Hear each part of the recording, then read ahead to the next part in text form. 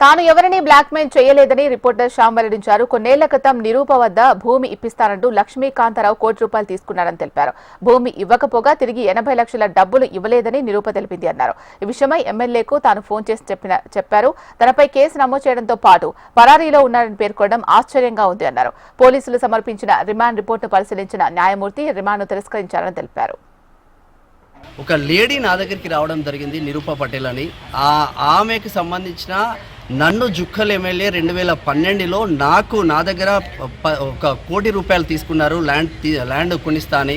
20 లక్షలు మళ్ళీ రిటర్న్ చేస్తారు, 80 లక్షలు స్టిల్ నౌ ఇప్పటికీ ఇవ్వలేదు. అది అడిగినందుకు నా మీద కూడా అక్రమ కేసులు 2012-13 నుంచి పెడతా ఉన్నారు.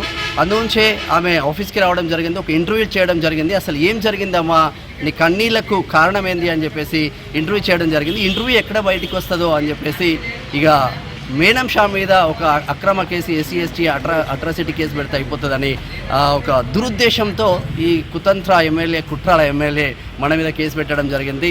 రాజేంద్రనగర్ PSకి పొద్దున రావడం జరిగింది. ప్రాసెస్ ప్రకారం judge Upparpalli court Rajendranagar judge కాడికి వెళ్ళడం జరిగింది. కేసు మొత్తం చూసింది ఆమె ప్రొఫార్మా. నేను చదువుకుంది BSc computers, MCA Osmania university, MCJ Potti Sriramulu university.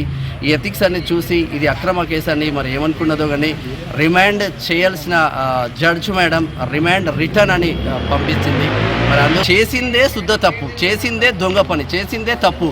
తప్పుల మీద తప్పులు చేసుకుంటా జుక్కల్ ఎమ్మెల్యే తోట లక్ష్మీకాంతారావు మాలాంటి సీనియర్ జర్నలిస్టులు, మాలాంటి నికార్స్ అయిన పేద ప్రజల కోసం, SC/ST BC బడుగు బలహీన వర్గాల కోసం కొట్లాడే మాలాంటి వాళ్ళపైన మీరు ఎన్ని కేసులు పెట్టినా కూడా ఒరిగేది ఏం లేదన్న విషయం అయితే మర్చిపోవద్దు. నేను